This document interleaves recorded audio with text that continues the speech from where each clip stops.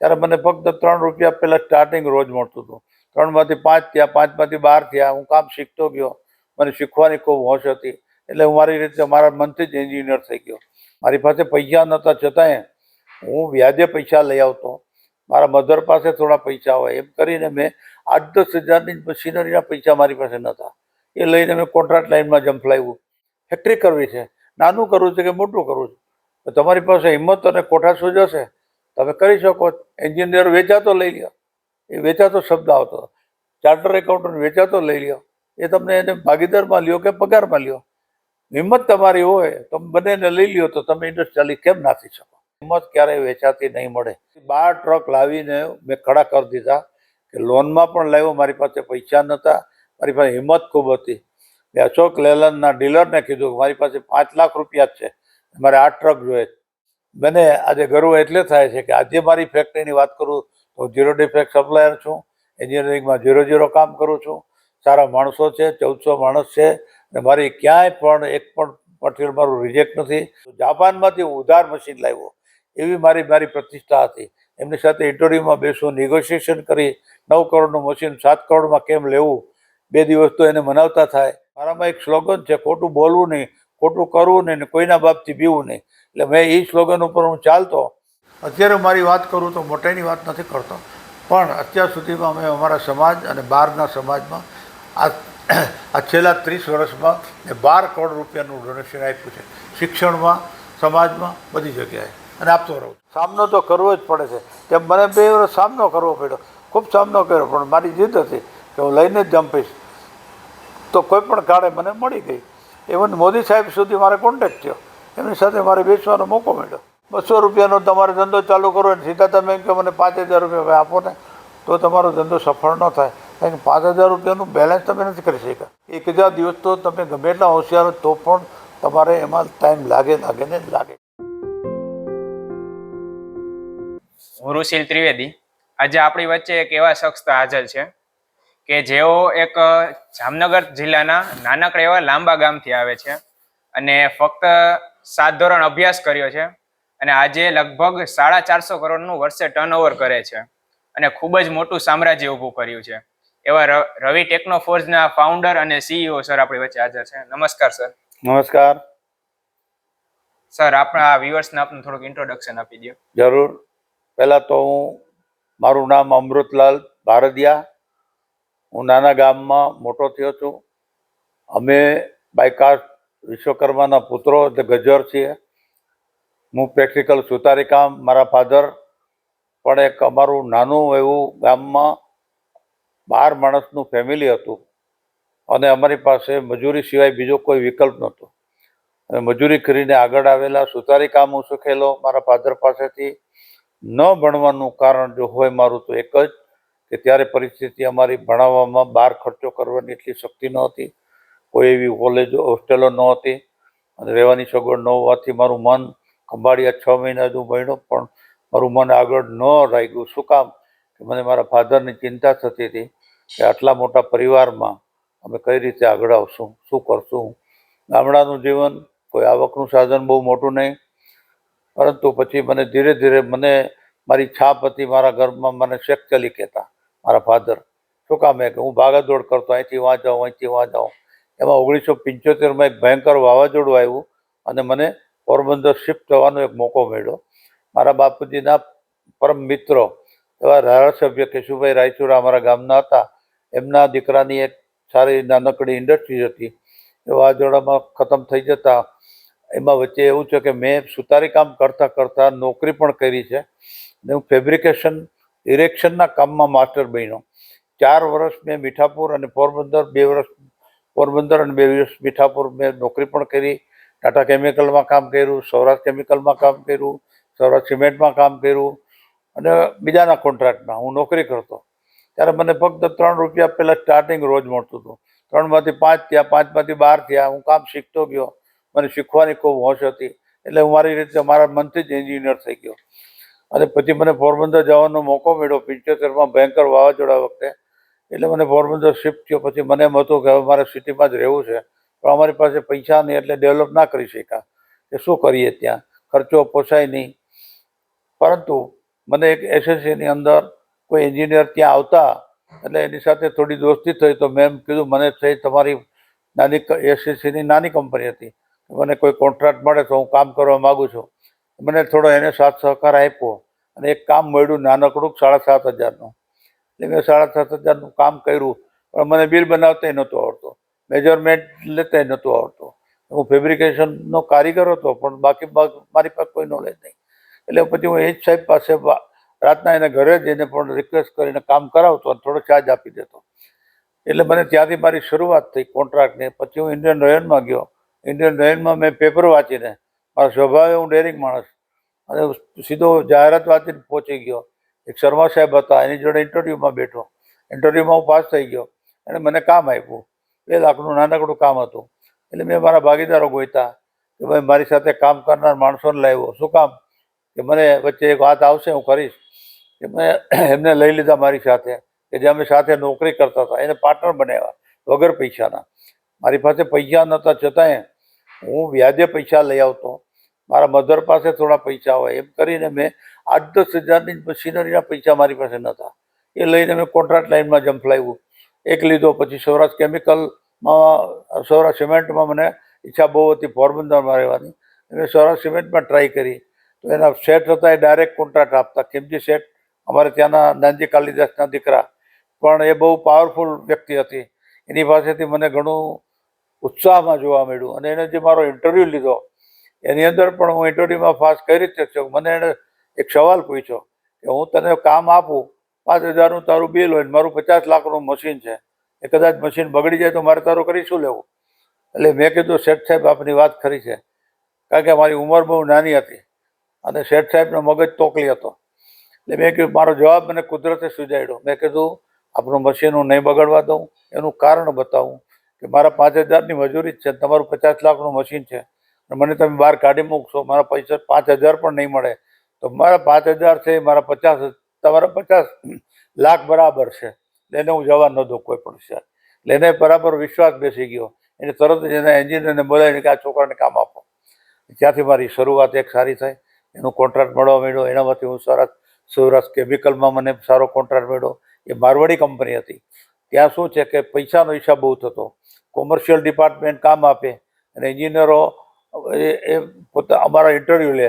એન્જિનિયરને માફક આવે તો એ ભલામણ કરે, અને કોમર્શિયલવાળાને જોવાનું હોય કે ભાવ કેના નીચા છે. એમાં મને ખૂબ તકલીફ પડી કે મારા જ્યાં હું નોકરી કરતો હતો એનો જો હરીફ બન્યો, મને આગળ આવવા ન દેવા માટે એણે ઘણા ધમપછાડા કર્યા. પણ હું મારી રીતે સ્વભાવનો, મિત્રતાનો અને અનુભવી માણસ, સાહેબોની સાથે કેમ મેચ થવું, ડિસિપ્લિનમાં રહેવું, ધીરે ધીરે કરતાં મને સૌરાષ્ટ્ર કેમિકલમાં કામ મળ્યું. બોનસવાળા કામ કર્યા, પેનલ્ટીવાળા કામ કર્યા, અને સારી રીતે કામ કરતાં કરતાં મને જો આ કામનો ઉત્સાહ વધ્યો હોય તો મેં એક વખત પોરબંદરની અંદર ઘનશ્યામદાસ બિરલાને રૂબરૂ સાંભળેલા કે જે સૌરાષ્ટ્ર કેમિકલ, એમની 200 કરોડની ત્યારે ફેક્ટરી હતી અને 15 વર્ષે ફેક્ટરીમાં આવ્યા હતા. અને ગામની અંદર નાનજી કાલિદાસ અને સૌરાષ્ટ્ર કેમિકલ બંને મળીને એક સિટીને, ચેમ્બર ઓફ કોમર્સને એક સરસ મજાનો 2,000 માણસોનો પ્રોગ્રામ રહે એવડો સરસ એક માહોલ બનાવીને હોલ બનાવી આપ્યો. એનું લોકાર્પણ હતું. એટલે મને ઈચ્છા થઈ, 2,000 માણસમાં હું તો પાછળ ઊભો હતો, કે મને ઈચ્છા થઈ કે આપણે આમને સાંભળીએ તો ખરા. મારી ભેગો એક બીજો દોસ્તાર હતો, મને કે આપણે આમાં શું સાંભળવું, હાલ ને ભાઈ. મને સાંભળવાનો તો મજા આવશે, આપણે જોઈએ. મારે તો સાંભળવું તો શું કે ભાઈ બિરલા શેઠને મેં પહેલી વાર જોયા છે, શું બોલે છે, શું વાત કરે છે, એમાં મને આતુરતા હતી. એ વેપારીઓ એની રીતે વાત કરતા હોય, ભાષણો કરતા હોય, આપણું તો કોઈ ગજ વાગે નહીં. એટલે મેં છેલ્લે ઊભીને 1.5 કલાક ઊભો રહ્યો. બિરલા શેઠને જેવી ભાષણની તૈયારી આવી, બિરલા શેઠ ખરેખર 5 ગુજરાતી જ પાસ હતા, 5 ચોપડી જ પાસ હતા. એ પણ ભણેલા નહોતા, પણ અનુભવી હતા. એ તો મને પછી ખબર પડી કે 5 ધોરણ જ ભણેલા હતા. પછી એણે જ્યારે સાદા વેશમાં, જબ્બો લેંગો ખાદીના સરસ સાદા વેશમાં અને હિન્દીમાં લેક્ચર આપ્યું છે. એટલું મીઠી ભાષા હતી, સરસ ભાષા હતી. અને એણે 2 શબ્દો એના મેં ઘર કરી લીધા.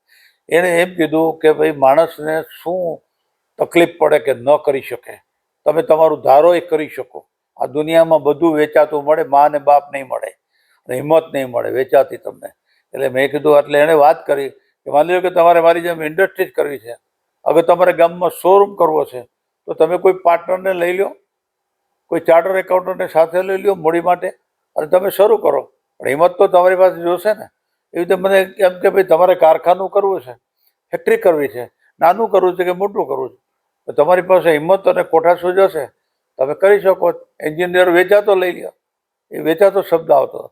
ચાર્ટર એકાઉન્ટન્ટ વેચાતો લઈ લો, એ તમને એને ભાગીદારમાં લ્યો કે પગારમાં લ્યો.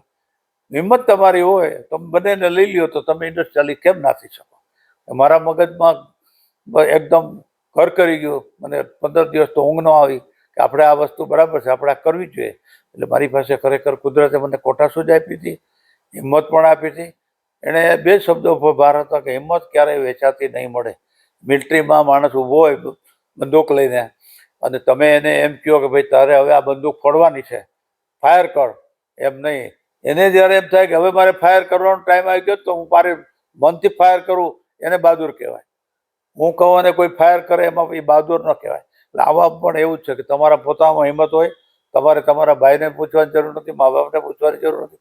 તમારો પોતાનો આત્મવિશ્વાસ મજબૂત હોય, પાડોશીને પૂછવાની જરૂર નથી, તમે લાગી પડો. તમારા કોઈના બાપની તાકાત નથી કે તમને કોઈ રોકી શકે. અને એના પરથી મને આગળ શીખવા માંડ્યું, કોન્ટ્રાક્ટ લાઇનમાં આગળ આવવા માંડ્યો. એની જ ફેક્ટરીમાં મેં કોન્ટ્રાક્ટ લેવા માંડ્યો, સારા સારા કામ કરવા માંડ્યો. 1980ની વાત છે. અને મારા બીજા ભાઈઓ પણ ધીરે ધીરે મને સાથમાં મળવા માંડ્યા. મેં 3 ફેક્ટરી, 4 ફેક્ટરી, એમ 5 ફેક્ટરીમાં કોન્ટ્રાક્ટ લેતા લેતા 3 ભાઈઓને સેટ કર્યા અને અમે આગળ આવવા માંડ્યા. 1980થી મારો દાયકો સારો થઈ ગયો. પોરબંદરમાં મેં બંગલો બનાવ્યો, જેને કહેવાય કે મારી પાસે મારા ગામડે મકાન હતું એની વેલ્યુ તો ખાલી 75,000 જ હતી. મારા ફાધરને પણ ત્યાં લઈ ગયો. બધાને મારે પછીના ભાઈઓ બહેનોને, ભાઈઓ તો અમે 3 ભાઈઓ ન ભણી શક્યા પણ બીજા ભાઈને ભણાવ્યા. બેંગ્લોર ભણાવ્યો એક ભાઈને કે જે આજે મારી ફેક્ટરીમાં મને કામ આવે છે. મારી બહેનોને બધાને ગ્રેજ્યુએટ કરાવી. મારી દીકરીને પછી મારો દીકરી દીકરો બધા ફૂલ મીડિયમ ઇંગ્લિશમાં પણ સારી રીતે ભણ્યા. મારા દીકરાએ ડિપ્લોમા એન્જિનિયરિંગ કર્યું, એને એન્જિનિયરિંગમાં મજા નથી આવતી એટલે એને બીકોમ પણ કર્યું અને પછી મારી ફેક્ટરીમાં એ ડાયરેક્ટર પણ બન્યો. મારી દીકરીએ પણ મારી 2 વર્ષ મારી ફેક્ટરીમાં મારી સાથે જ્યારે અનમેરેજ હતી ત્યારે કામ કરેલું હતું. અને મારી સાથે માણસોને ભરતી કરવામાં, કામ કરવામાં જે મારી કોઠાસૂઝ અને કોઈ પણ વસ્તુ મને એમ થાય કે આ ન કેમ બને, એનો હું જિદ્દી માણસ હતો. અને જિદ્દી માણસમાં મેં નુકસાની પણ કરી હોય છતાં મેં ક્યારેય જીદ છોડી નથી ને કરીને જ હું પાર ઉતરતો. એટલે મને ધીરે ધીરે કરતાં કોન્ટ્રાક્ટ લાઇન છોડતા, કોન્ટ્રાક્ટ લાઇનમાં પણ વચ્ચે મેં ટ્રાન્સપોર્ટનો બિઝનેસ જે મારો વિષય નહોતો, મને નર્મદા સિમેન્ટના કંપનીના જે ડાયરેક્ટરો હતા, ચેરમેન હતા, ત્યાં મારું માન ઘણું.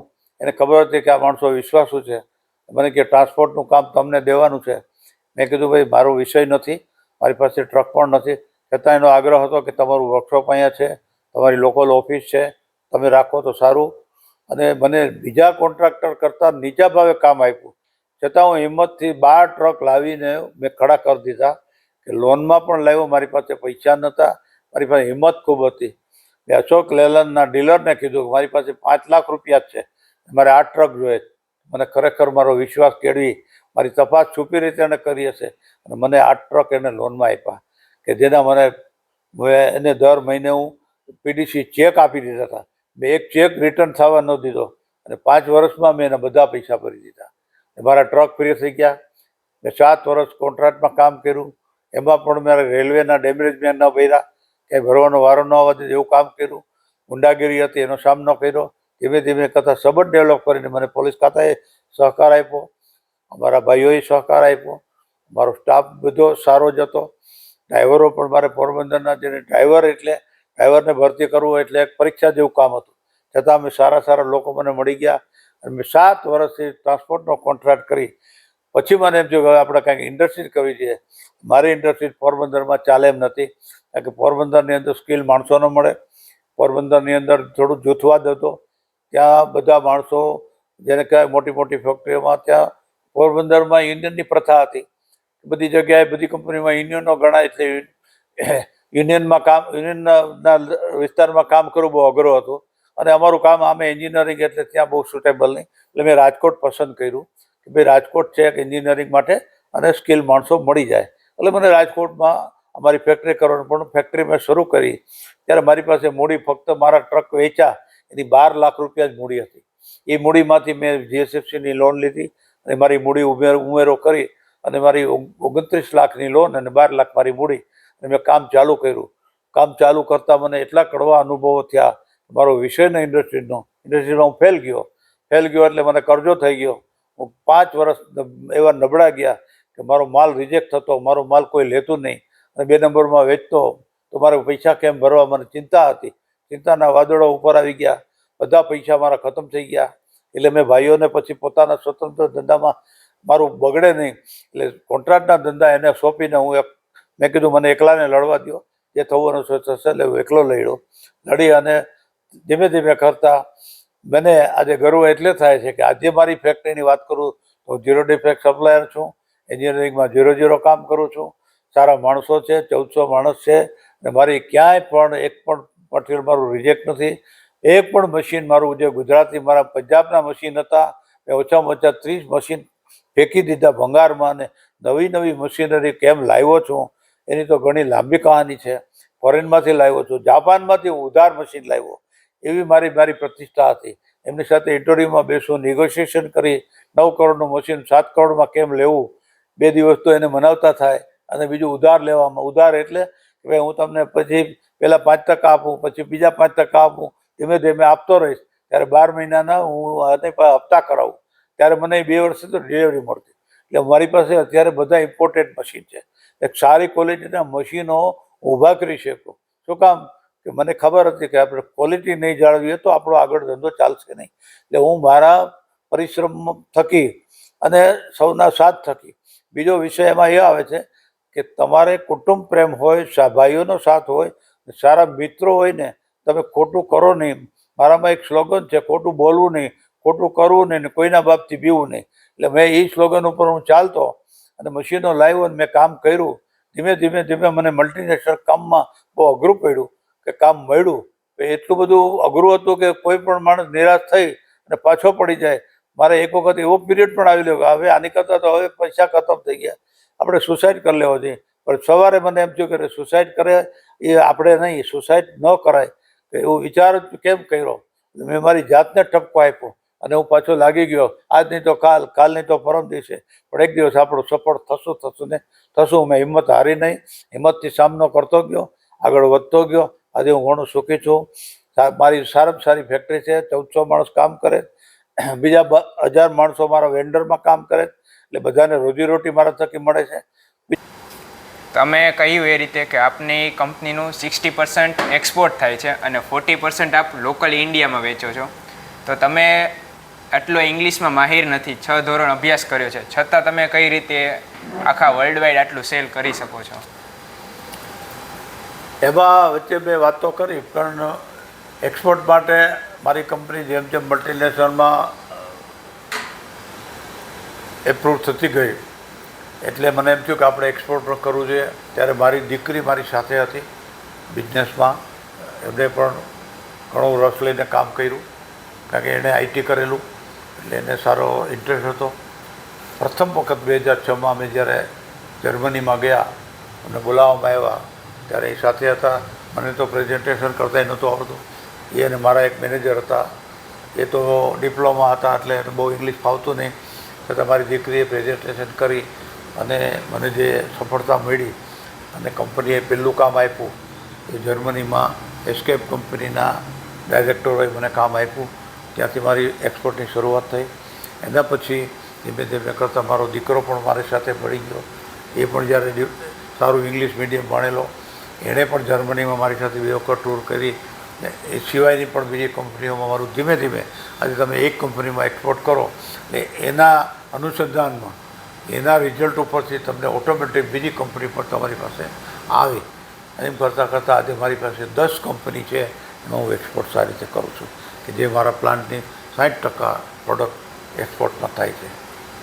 સર, સક્સેસફુલ બિઝનેસમેન જે રીતે આપ સક્સેસફુલ થયા આટલા, અને અમુક લોકો હોય છે જે મહેનત કરે છે પણ સક્સેસફુલ નથી જઈ શકતા, એ બે વચ્ચે તફાવત શું હોય છે જેના કારણે સક્સેસફુલ માણસ થાય છે અને સક્સેસફુલ નથી થતો?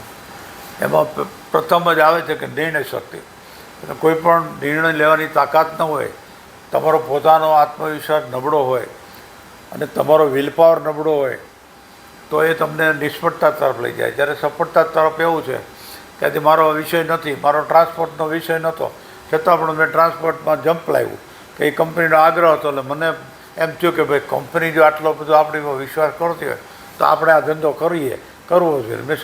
એમાં મને ઘણું બધી તકલીફ પણ પડી, ટ્રકો પણ નહોતા, કઈ રીતે લાવ્યો, લોનમાં લાવ્યો, મને મળી ગયા, 8 વર્ષ ધંધો કર્યો, રેલવેનું ડામરેજ ન ભર્યું, ગુંડાગીરીના સામના કર્યા, એટલે હું સફળ થયો. નિષ્ફળતાવાળો માણસ છે એને જો પહેલેથી ડરી જાય, પહેલેથી આવું કામ ન કરે તો એ તો નિષ્ફળતા એને વધારે નિષ્ફળ બનાવે. એટલે આ મારી સફળતા. અને નિષ્ફળતા લાવવા માટે આત્મવિશ્વાસ અને હિંમત એ પોતાની તમારી હોવી જોઈએ. આપણે હિંમતની તો વાત અગાઉ પણ કરી. હિંમતમાં એવું છે કે ભલા ભાઈ પાસે બંદૂક છે, આપણે એમ કહીએ કે હવે તું હું કહું ત્યારે ફોડ દે, આ ભાઈને મારવાનું છે, હવે હું કહું ને તો હું ફોડ, એમાં નહીં, તને ખબર પડી છે ક્યારે ફોડવી છે, તો એની હિંમત ગણાય કે મારે આ ટાઈમે ફોડવી જ પડે. સર, જ્યારે તમે કહ્યું આપના ડિસિઝનમાં કે હું હિંમતથી ડિસિઝન લઉં છું, જ્યારે આપના લાખો કરોડો રૂપિયા દાવે લાગ્યા હોય, આપે જેમ કહ્યું કે આપણે આવડી ઉંમરે પણ હજી ધંધામાં સક્રિય છો અને નવી આપની 450 કરોડની ફેક્ટરી બને છે, તો એ સમયે તમે કઈ રીતે ડિસિઝન લ્યો છો? મગજમાં તમારે શું ચાલતું હોય? મગજમાં એક જ ઉત્તેજના, અને જેને કહેવાય કે રાત્રે મને 12 વાગ્યા સુધી નીંદર ન આવતી હોય, વિચાર જ કરતો શું કરશું, કાલે શું કરશું, કેમ આગળ વધશું. રૂપિયા તો તમારે મારો વિશ્વાસ કેળવાયેલો હોય, જેમ કે મારો વિશ્વાસ મને ક્યારેય રૂપિયા વગર અટક્યું નથી. મને ગમે તેટલા રૂપિયા માર્કેટમાંથી મળેલા છે, બેંકમાંય મળેલા છે, બેંકોમાંય પણ વિશ્વાસ ઊભો કરવો પડે અને સામે ગ્રાહકમાં પણ વિશ્વાસ ઊભો કરવો પડે. કારણ કે એને બધા પાલવ બેલેન્સ એવા વ્યવસ્થિત રાખવા પડે કે તમારું માઇન્ડ અપસેટ ન થાય. કસ્ટમર ગ્રાહક પણ વધે, પૈસા મેળવી લ્યો અને ગ્રાહક ન હોય તો પણ બેલેન્સ અનબેલેન્સ થઈ જાય. એ અનબેલેન્સ ન થવા માટે બંને તરફ બેલેન્સ કેમ રહીએ. બિઝનેસ પણ વધે, બિઝનેસ ટાઈમે પૈસા કેમ મેળવવા, ક્યાંથી મેળવવા, ઇન્ટરેસ્ટમાં પૈસા તો લેવા જ પડે. પછી બેંક હોય કે પ્રાઇવેટ હોય, પૈસા વગર તો આગળ વધી શકાતો નથી. પણ પૈસા એવી પોઝિશનમાં લઈ લો કે પછી તમારે એ પૈસાનું છાબડું અધર રહી જાય અને પેલું છાબડું નીચે રહી જાય તો તમને એ માર પડે અને તમે ફેલ થઈ જાઓ. એટલે આ એક તમારી પોતાની જે હિંમત છે અને પોતાની જે આત્મવિશ્વાસ છે એ મજબૂત રાખીને એનામાં કેલ્ક્યુલેશન પણ આવી જાય કે ભાઈ માણસ ગણિતમાં પણ પાવર હોવો જોઈએ. ભાઈ અહીંયા હું કરીશ તો મને આ પૈસા જોશે, અહીંયા લાગશે, મને અહીં મળશે નહીં મળે, તેજી બંદી આવતી હોય ધંધામાં, એનો પણ મગજમાં હિસાબ રાખવો પડે. રાત્રે તમને ઊંઘ ન આવે એનું કારણ એક જ હોય કે તમારા વિચાર એમાં કાલે હું શું કરીશ કે મને પ્રોબ્લેમ નહીં થાય, કેમ બિઝનેસ લાવીશ, કેમ મટિરિયલ લાવીશ. મટિરિયલનું બેલેન્સ કરવું એ પણ બહુ અઘરું છે. મટિરિયલનું બેલેન્સ કરો, મટિરિયલ તમારી પાસે વધી જાય તો પણ તમારું મટિરિયલ પડ્યું રહેશે તો પણ તમને નુકસાન થશે. એટલે મટિરિયલને બેલેન્સ કરવાનું. આ મટિરિયલ જોશે, તમારી સાથે ડીલિંગ કરવાના, મને આ ટાઈમે આપજે, આ ટાઈમે લેજે, આ ટાઈમે દઈશ, એવા બધા ઘણા તમારું ઓટોમેટિક ગણિત પોતાનું જ છે. એમાં ધ્યાન રાખો એટલે સફળ થાય. સર, આપને આટલા ઊંચા સ્તર સુધી પહોંચ્યા, ઘણીવાર સફળતા પણ મળી હશે. જ્યારે તમે ખૂબ પરિશ્રમ કર્યો હોય અને જો તમને સફળતા ન મળે તો તમે એને કઈ રીતે હેન્ડલ કરો? પરિશ્રમ કર્યા પછી સફળતા ન પણ મળે એવું નથી કે પરિશ્રમ કરો એટલે સફળતા મળી ગઈ છે. આજે દુનિયા આવી છે કે તમે સીધા એમ કે ભાઈ ભગવાનની માળા લઈને બેસી જાઓ તો એને પરિશ્રમ એ ન કહેવાય. એમ કંઈ તમારું નસીબ ને પરિશ્રમ બે અલગ અલગ વસ્તુ છે. નસીબે સાથ આપતું હોય છે એવી કહેવત છે, અને પરિશ્રમ વગર કોઈ કામ થતું નથી. પરિશ્રમ તો બિઝનેસમાં આવવો જ જોઈએ ને આવશે.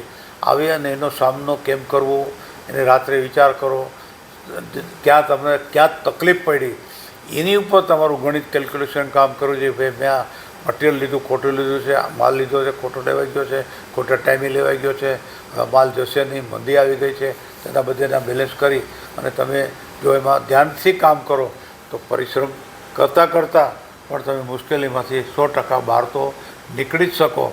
પણ એવું નથી કે આજે વાત કરીને કાલે તમને સફળતા મળી ગઈ. સફળતા મેળવવા માટે તો ઘણી બધી તકલીફોને વેઠવું પડે. એ વેઠવા માટે તમારો આત્મવિશ્વાસ મજબૂત અને હિંમત તમારી મજબૂત હોય, એમ આગળ કીધું એમ તો તમે ક્યારેય લગભગ નિષ્ફળતા તરફ ના જઈ શકો. સફળતા મળે ને મળે. જો તમારે મનની શ્રદ્ધા હોય કે મને સફળતા મળશે જ, એ તમારો પોતાનો એક રણકો છે, એ રણકાને ક્યારેય નબળો નહીં પડવા દો, તો તમારી સફળતા છે. સર, આપ એક સક્સેસફુલ ઇન્ડસ્ટ્રીયાલિસ્ટ સાથે સાથે સેવાકીય ક્ષેત્રે ખૂબ મોટું નામ ધરાવો છો. તેના માટે એક સ્પેસિફિક શબ્દ છે ફિલાન્ટ્રોપિસ્ટ, કે જે પોતાના સમય, પૈસા અને સાથે સાથે પોતાની આવડત અને નોલેજ સમાજ સાથે શેર કરે છે. આટલી સક્સેસ પછી પણ તમને કઈ રીતે તમે આટલી ઉત્તેજનાથી, આટલી ઉત્સુકતાથી સમાજ સાથે જોડાયેલા રહો છો? એટલે એક તો પહેલાં તો અમારા જેને કહેવાય કે અમારા બ્લડમાં અમારા ફાધર મધરના સ્વભાવ, એની જે ઉદારતા પણ હતી. એક સામાન્ય દાખલો પૂરતો, હું જ્યારે 11 વર્ષનો હોઈશ ત્યારે એક સમાજના પ્રસંગમાં હું ગયેલો ફાધર જોડે, કે જ્યારે 2-3 હજાર માણસ જમતું હોય, એમાં જવાનું હોય સમાજમાં. ત્યારે આપણે તો બાળક તરીકે હતા એટલે આપણને જલ્દી સિટીમાં જવાનો મોકો, એક સરસ મજાનું જામનગર જેવું સિટી હતું. એટલે મારા ફાધર કે ભાઈ થોડી શાંતિ રાખ, આપણે હમણાં જઈશું એમ કરતાં એ લાઇનમાં જતાં એણે એક બંડી આમ પહેરેલી હોય ને એમાંથી 5 રૂપિયાની નોટ કાઢી અને ત્યાં એક ફંડમાં પૈસા લખાવ્યા. પછી કે મને કે હાલો ચાલો બેટા હવે આપણે જઈએ. ત્યારે મને એણે એટલું કીધું કે આપણે અહીંયા જમણવારમાં, સમાજના જમણવારમાં આવ્યા છીએ, તો જેમાં આપણે આપણી રીતે યથાશક્તિ આપણી જે શક્તિ હોય કાંઈક તો આપવું જ જોઈએ.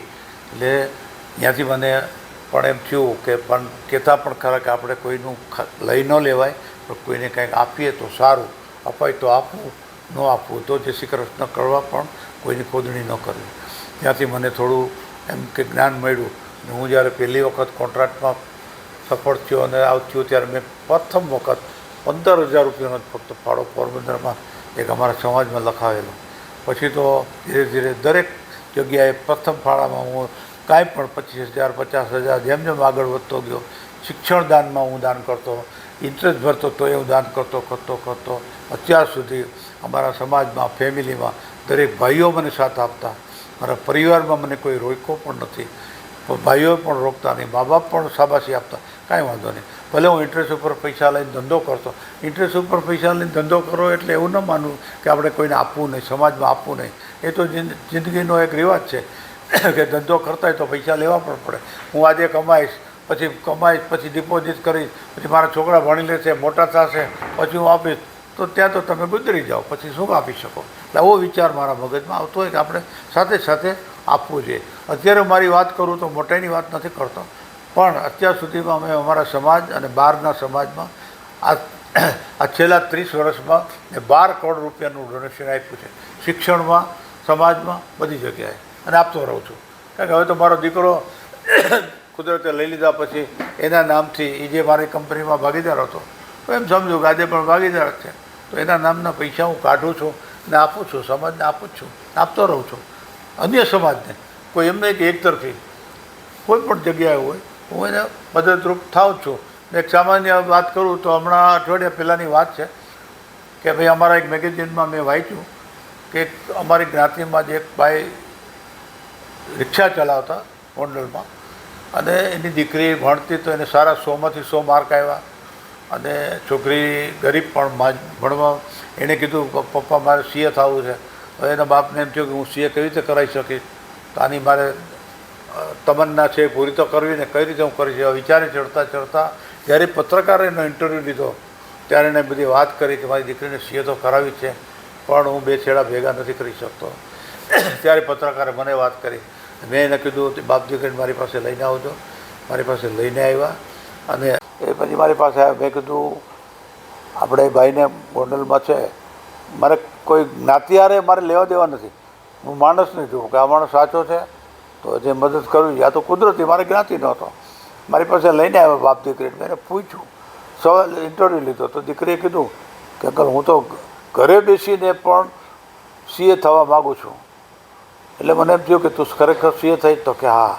એના મેં બધા માર્ક જોયા તો થઈ એમ હતું. મેં કીધું તને એક કામ કરી, હું તને અમારી કંપનીમાં દત્તક લઉં છું, તું જ્યાં સુધી સીએ નહીં થાય ત્યાં સુધી ખર્ચો બધો અમે કંપની આપશે.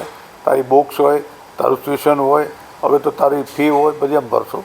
અને હું તને છેલ્લે આર્ટિકલશીપ પણ મારા સીએ પણ કરાવીશ, અને તું સારી સીએ બન, સારી કંપનીમાં જોબ, તને સારી જોબ મળે. અગાઉનો એક દાખલો મારે છે કે એક માણસ આવી જ રીતે હતો, છોકરાને મેં સીએ બનાવ્યો. એની પણ પરિસ્થિતિ ખરાબ હતી. એની મા બીજાના રોટલા ઘડવા જતી, ટિફિન કરવા જતી. એના છોકરાને મેં સીએ બનાવ્યો.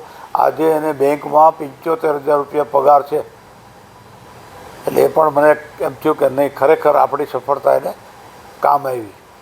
એટલે આ દીકરીને મેં કીધું તું ભણજે. પછી એના બાપને પૂછ્યું તાર રિક્ષા નથી ચલાવવાની તો તું મિકેનિકલ છો, મિસ્ત્રીનો દીકરો છો, મારી કંપનીમાં કયા ડિપાર્ટમેન્ટમાં કામ કરું છું, હું તને મોકલું છું, જે ડિપાર્ટમેન્ટ ફાવે એમાં તને હું નોકરી આપી દઉં છું. એટલે મેન્ટેનન્સ ડિપાર્ટમેન્ટ એને ફાવતું હતું. મેન્ટેનન્સના મેનેજર પાસે મોકલાવીને એને સિલેક્ટ કરી લીધો. ઓકે, બીજે જ દિવસેથી એને કંપનીમાં નોકરી લગાડી દીધો કે તારી આવક પણ મજબૂત કરાવું છું, તારી દીકરીને ભણાવું છું. એની જે મને અંદરથી જે મને આશીર્વાદ મળે, જેને કહેવાય કે એના પોતાને એટલી ખુશી, એનું મને ઘણો બેનિફિટ મળતો હોય છે.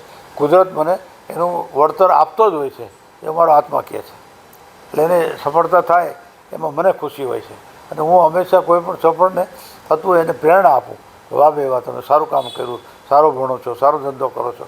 કોઈની ટીકા કરો તો એમાં એનું મોરલ તૂટી જાય. એટલે કોઈનું મોરલ તોડવા નથી માગતો, મોરલ વધારવા માગું છું. એ મારી ટેવ છે. સર, તમારા મતે સક્સેસ તમે કોને કહી શકો? સફળતા, કે આને હું સફળતા કહીશ? એ તો તમારો નિર્ણય છે ને, એ જ તમારી સફળતા. નિર્ણય શક્તિ જો તમારી નબળી હોય તો સફળતા બહુ અઘરું છે. નિર્ણય શક્તિ સારી હોય, ડિસિઝન તો લેવાનું જ આવે કે ભાઈ આપણે કરવું જ છે. એમાં નિષ્ફળતા તો આવશે જ. નિષ્ફળતા આવે તો હિંમત ન હારો, ધીમે ધીમે આગળ આવો. નિષ્ફળતા ક્યાં છે એને આપણે શોધવાની હોય. આજે તમે 100 ચીજ પડી છે, એમાંથી 5 ચીજ ખરાબ છે, તો 5ને કઈ રીતે બાયપાસ કરવી, ધીરે ધીરે બાયપાસ કરતાં આવડે ને 5ને નીકાળતા જાઓ. પછી 5 એમાં ઉમેરી દે તો તમારે 100% સફળતા તરફ તમે જતા રહો. નહીં તો નિષ્ફળતા તરફ આગળ વધતા જાઓ. 5માં બીજી 10 ચીજ મળે, 10માં બીજી 5 ચીજ મળે, 15 ખરાબ થઈ ગઈ, પછી તમે સફળ ના થઈ શકો. સર, આજે કોઈ તમારી એવી એક ટેવ જેના કારણે તમે સક્સેસફુલ થયા છો? એ ટેવ મારી એટલી કે હું જિદ્દી માણસ છું. જિદ્દી માણસ એટલા માટે કે ઘણા મને એમ પણ કે મેં ઘણા કામ એવા કર્યા છે. કોઈ પણ એમ કે દીકરા તું આ કામ કરી આવીશ તો હું તારો દીકરો તું મારો કાકો, એવા પણ સવાલ આવ્યા હતા. પણ હું જીદ લઉં ને એ કરી જ છૂટકો છે. એક મારે સામાન્ય વાત કરું કે જિદ્દી માણસ એટલે કે મારી ફેક્ટરી કરવી, મારી પાસે પૈસા નહોતા. કારણ કે તમે માર્કેટમાં જમીન લેવા જાઓ તો 2 નંબરના પૈસા છે, મારી પાસે હતા નહીં. એટલે મારે ગવર્મેન્ટની જમીન લેવી હતી. ગવર્મેન્ટની જમીન માટે મેં મારો સારથીને કીધું, જે મેં કેરળીને રાખ્યો હતો ને એ ભાઈને જ રાખ્યું. અમે કલેક્ટર ઓફિસ ગયા, ગામમાં ગયા, વાત કરી, જોયું કે મારે કોઈ ગવર્મેન્ટમાંથી જમીન જોઈએ છે. એટલે શુભ શરૂઆત થઈ. મને કેટલી જગ્યાએ 2 વર્ષ લાગ્યા. એટલો પરિશ્રમ કર્યો. 11 ઓફિસ મારે રાજકોટની, 11 ઓફિસ ગાંધીનગરની એટેન્ડ કરવી પડી, કે જેને કહેવાય કે પગલે પગલે પણ પાણી ઉતરી જાય એવા સંઘર્ષો કરવા પડ્યા. અને મને જ્યારે જે ભાઈએ કીધું કે તું ખોટા રસ્તે છો, તને આ જમીન ગવર્મેન્ટની ક્યારેય નહીં મળે, કોઈ દિવસ કોઈને મળી નથી ને મળવાની નથી, તો ખોટા રસ્તે છો, તારો ધંધો અટકી જશે. મેં કીધું વાંધો નહીં. મેં મારી જીદ ના છોડી. અને મને ગર્વ છે કે હું એ જમીન લઈ આવ્યો. એ પણ ગૌચરની જમીન હતી. એમાંથી હું એને સારી રીતે પાસ કરાવી. છેલ્લે મારું અટકતું હતું ત્યારે મોદી સાહેબ સીએમ હતા. મોદી સાહેબની મેં તારીખ લઈ, ટાઈમ ટેબલ લઈને એની સામે બેઠો, મારું પ્રેઝન્ટેશન બતાવ્યું અને વાત કરી તો એ મારે આ કરવાનું છે ને મારી પાસે જમીન નથી અને હું કોઈની કમ્પ્લેન કરવા નથી આવ્યો. આ જમીનમાં જે અત્યારે નિરાકરણ નથી આવતું, એક કમિટી નથી બેસતી, એટલો જ મારો દોષ છે અને સરકારનો દોષ છે.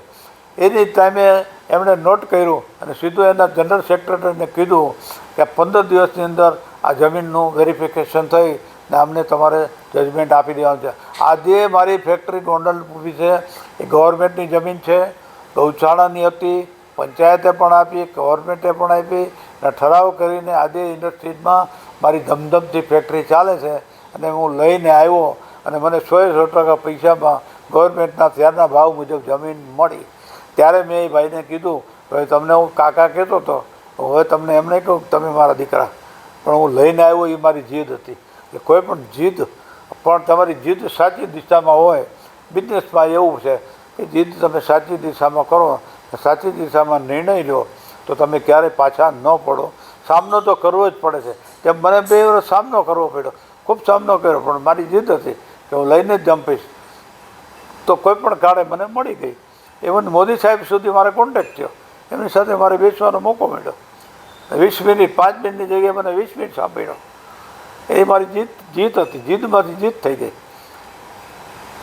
સર, એવો કોઈ પાઠ કે પૈસા, આટલા અનુભવ પછી તમે કહી શકો કે પૈસા આપણને આ પાઠ નથી શીખવતું?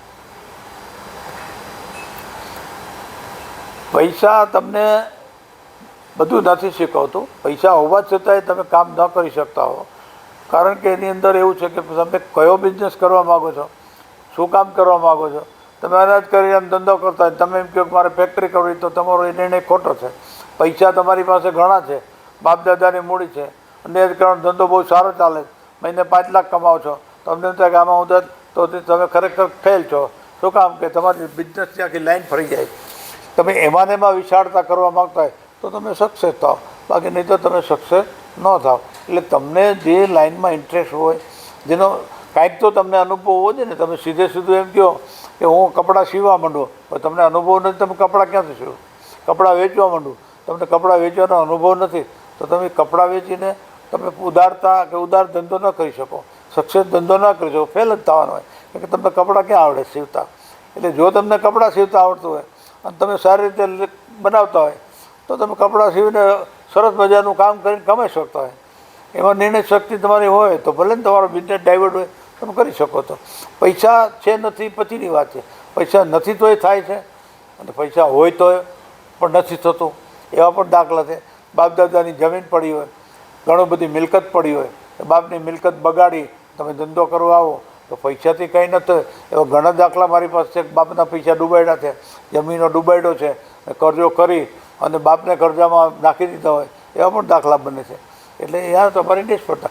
પૈસા કામ ન આવ્યા, ભલે હતા રેડફાઈ ગયા.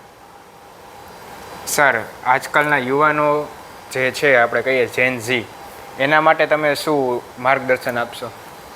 એટલે એક જ કે પહેલાં એનું વિઝન, એનું હિંમત હોવી જોઈએ, એનો નિર્ણય હોવો જોઈએ કે મારે આ કામ કરવું છે, આ નોકરી કરવી છે. નોકરી કરવામાં પણ એવી જ તક છે કે નોકરી ક્યાં કરવી, કઈ રીતે કરવી. એ નોકરીમાં પણ પ્રમોશનો મળતા હોય, માણસ પટાવાળામાંથી ક્યાંય સુધી બની જતો હોય છે. એવા ઘણા દાખલા છે. રાજકારણમાં પણ જઈ શકતા હોય. એટલે તમને જે તમારા અંદરની શક્તિ હોય, પછી તમે પાડોશીને પૂછવા જાઓ કે ભાઈ હું આ કરું, આ મકાન બનાવું, એ ન બને. પાડોશી એમ કહેશે આ ન કરાય, આવું ન કરાય, તમે આમ કરો, આમ થાય, તો તમે ના કરી શકો. ઇવન તમારા પિતાજી એમ કહે ને કે ભાઈ આ ન કરાય, તને કાંઈ ખબર નથી પડતી, તો હું કહું એમ કર, તો તમારાથી ન થાય. તમે એમ કહેવા જોઈએ પિતાજી મારે આ કરવું છે, હું કરી શકીશ, મારે કરવું છે, તો જ થાય. એટલે આ તમારી નિર્ણય શક્તિ અને હિંમત. સર, આપણે કહીએ કે સર, સફળતા વિશે એવું કયું સત્ય છે કે જે આપણને બહારથી દેખાય કે તમે આટલી ઉચ્ચ સ્તરે પહોંચ્યા, આટલું સારું જીવન જીવો છો, પણ એની પાછળનું સફળતાની એક એવો કઈ સાઈડ છે કે જે લોકોને નથી ખબર? એની અંદર તમારી વાસ્તવિકતા, પોતાની વાસ્તવિકતાની પોતાને ખબર હોય છે, ફેમિલીને ખબર હોય છે, તમને કોઈની કદર કરતાં આવડવી જોઈએ, પરિવારમાં પણ કદર કરતાં શીખો, મા બાપ હોય એની સેવા કરતાં શીખો, ઘરમાં તમારા ઘરવાળા હોય, છોકરાઓ હોય, એની પાસેથી તમને ઘણી પ્રેરણા મળતી હોય. એનું પણ આની અંદર કાંઈક પણ વાયા મીડિયા એનો હિસ્સો હોય જ છે. એની વાતને સાંભળવી જોઈએ, એની વાતને નકારવી ન જોઈએ. બધી અહમ તમારે બહાર કાઢી અને એની પણ સલાહને ગળે ઉતારી અને આગળ તમારે કામ કરવું જોઈએ. સર, આપણો છેલ્લો પ્રશ્ન છે. આજે કોઈ 20 વર્ષનો યુવાન હોય અને એને પોતાનો ધંધો ચાલુ કરવો છે, પૈસા નથી, સપના ખૂબ મોટા છે, એના માટે આપ શું માર્ગદર્શન આપશો? એના સપના જ ખરેખર સાચા છે. એ સપના જો હોય, સપના જ એને આવતા હોય અને પોતાની હિંમત નિર્ણય હોય પોતાનો મારે કરી શકીશું, એટલે એને સપનામાં પણ એ જ દેખાતું હોય તો એ કરી શકે. શું કામ? એવું નથી. પૈસા તો ગમે ત્યાંથી મળી શકે છે. પૈસા વગર બિઝનેસ નથી થતો અને બિઝનેસ વગર પૈસા નથી થતા. એટલે પૈસાની જરૂર તો એકબીજામાં આપલે છે, સાથે બિઝનેસની પણ છે. પણ વચ્ચે વાત કરીએ એમાં કે જે તમે વિચારો એ જ બિઝનેસની અંદર તમને પૈસા 200 રૂપિયાનો તમારે બિઝનેસ કરવું હોય તો 25 રૂપિયા વધારે ઉધાર લઈ શકો. 250નો કરો, 200માંથી 250 લ્યો, 250નો કરો. 200 રૂપિયાનો તમારે ધંધો ચાલુ કરો ને સીધા તમે એમ કે મને 5000 રૂપિયા આપો ને, તો તમારો ધંધો સફળ ન થાય. કારણ કે 5000 રૂપિયાનું બેલેન્સ તમે નથી કરી શક્યા કે હું કેવી રીતે ભરીશ, ત્યાં તમે ફેલ જાઓ. પછી 200 રૂપિયાના 250 કરો એમાં ફેલ ન જાઓ. ધીરે ધીરે તમારી હિંમત વધી જશે ને તમને ખૂબ એમાંથી પ્રોફિટ પણ મળશે. અને પ્રોફિટ છે એ ધીરે ધીરે વધે. 1000 દિવસ તો હંમેશા નક્કી કરેલા જ હોય છે કે 1000 દિવસે તમારો કોઈ પણ બિઝનેસ પાયામાં ઊભો રહે એ પહેલાં ન ઊભો રહે. આ એક શીખવાનો પાયો છે. 1000 દિવસ તો તમે ગમે એટલા હોશિયાર તો પણ તમારે એમાં ટાઈમ લાગે ને લાગે. તમે એમ કહો આજે મેં પૈસા લીધા, આજે વ્યાજે લઈ આવ્યો અને કાલથી મારો બિઝનેસ 100% સફળ થઈ, એ પણ ખોટું છે. પૈસા લેવાનું પણ ગણિત હોવું જોઈએ, કેલ્ક્યુલેશન હોવું જોઈએ, કયા ટાઈમે લેવા. પૈસા લઈ જ શકો, બેંક પણ આપે છે, પરિવાર પણ આપશે, માર્કેટમાંથી પણ મળશે.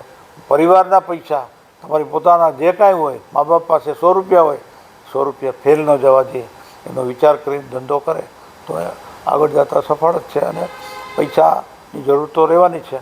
એ પૈસા ધીમે ગતિએ ધીમે ધીમે આગળ તો પછી ઓટોમેટિક પૈસા આવશે તમારી પાસે. એ તમારો ધંધો સારો છે. તમારી નિયત સારી હોય છે. નિયત ખરાબ હોય એને હંમેશા પડતીના નિશાન હોય.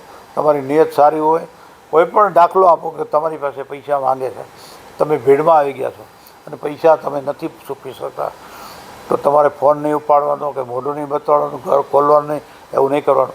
એના ઘરે જવાનું, સામેથી કહેવાનું, પણ પ્લીઝ ભાઈ મને થોડી મદદ કરજો, હું થોડો અત્યારે ભીડમાં છું, તમને 1 મહિનાની 2 મહિના આપજો. તો ઓલો માણસ 2 મહિનાની 3 મહિના આપશે.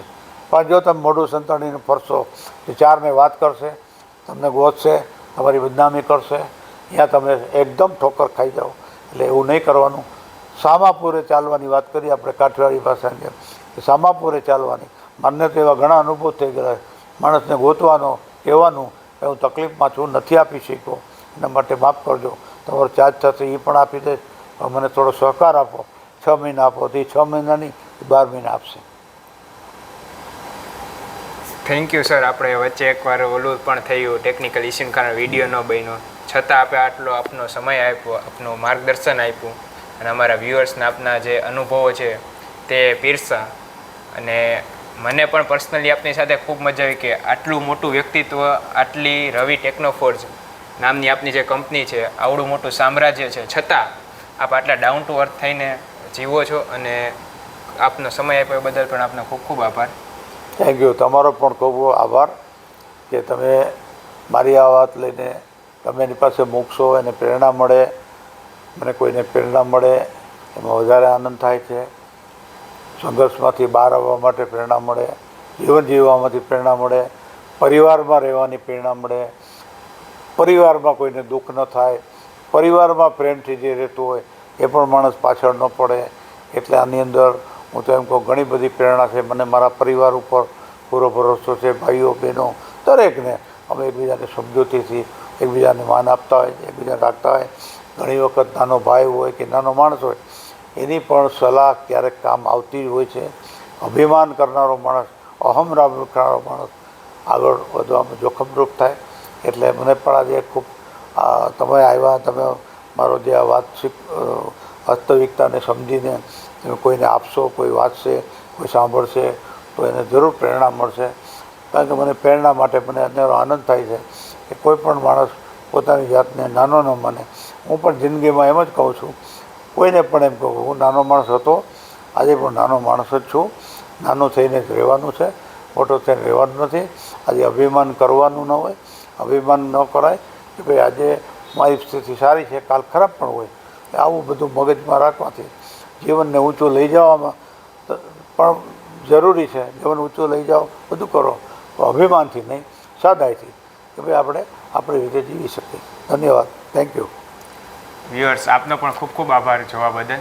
અને લાઇક કરજો, શેર કરજો, સબસ્ક્રાઈબ કરજો, જેથી અમે વધુને વધુ લોકો સુધી પહોંચી શકીએ અને આપના માટે સારા સારા લોકોનો પોડકાસ્ટ રેકોર્ડ કરીને આપના સુધી પહોંચાડી શકીએ. Thank you so much.